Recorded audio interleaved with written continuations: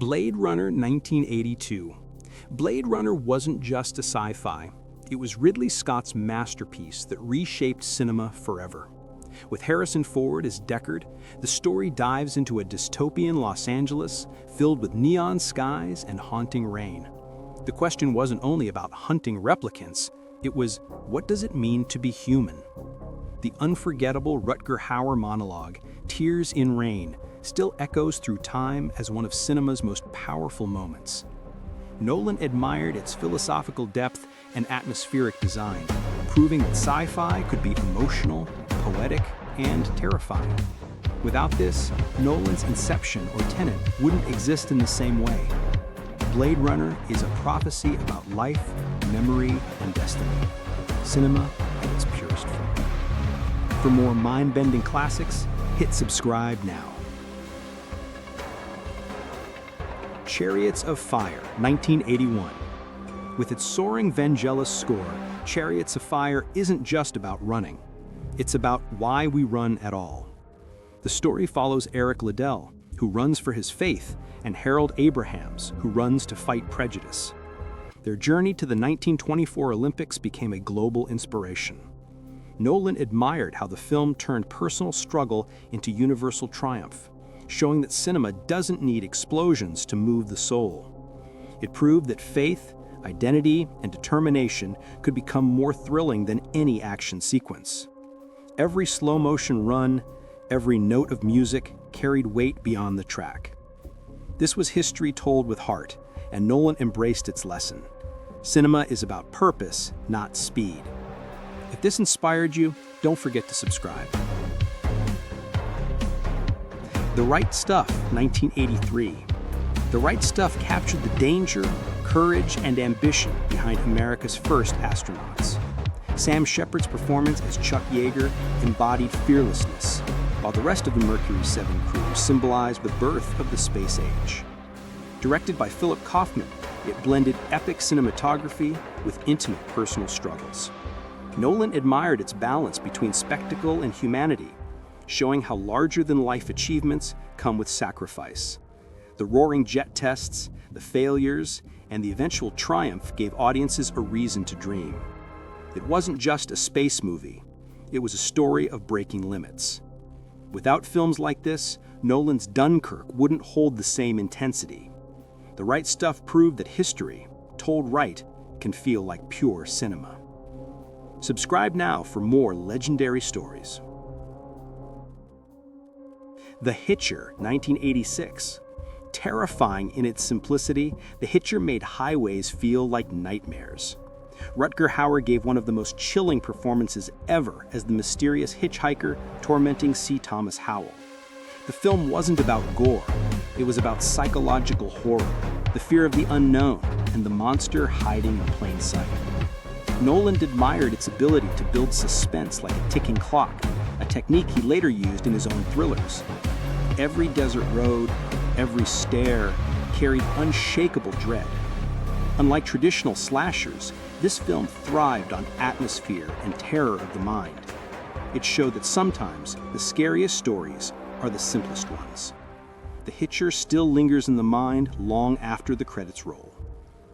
For more chilling classics, smash subscribe. Bad Timing, 1980. Few films shook audiences like Bad Timing.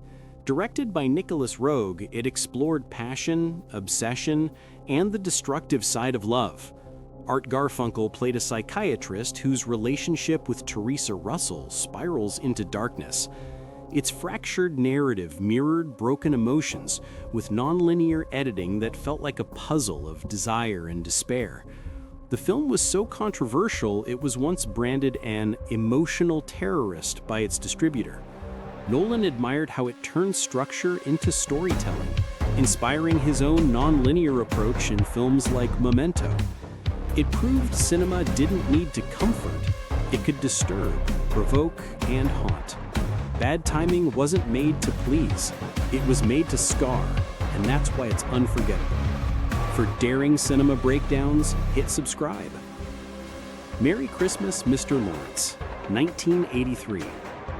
Starring David Bowie and Ryusuke Sakamoto, this film blended war drama with haunting humanity.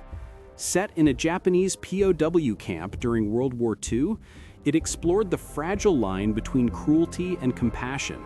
Sakamoto's musical score became iconic, adding a dreamlike sadness to every scene.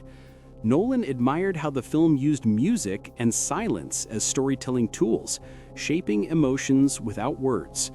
The culture clash, the suppressed emotions, and the idea of respect in the face of brutality made it more than just a war film. It was about the war within, fought in silence. Bowie's vulnerable performance and Sakamoto's commanding presence created an unforgettable contrast. Nolan saw in it how restraint could be more powerful than spectacle. Don't miss more gems like this. Subscribe today. The Hit, 1984. Directed by Stephen Frears, The Hit is an underrated thriller blending crime with philosophy.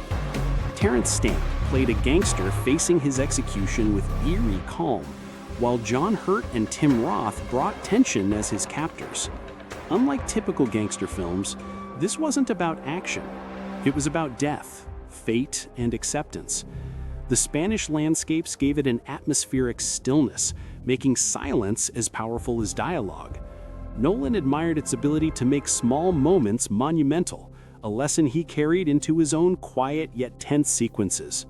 The contrast of brutality and serenity turned The Hit into a unique meditation on life's end. It wasn't loud, it was sharp, chilling, and unforgettable. Love hidden gems? Subscribe for more cinematic treasures.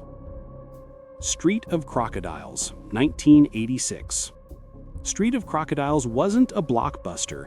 It was a surreal short film by the Quay brothers that left Nolan mesmerized. Using puppets, decayed objects, and eerie visuals, it created a dreamlike world without needing dialogue. Its crumbling textures and nightmarish atmosphere showed how storytelling could exist beyond words.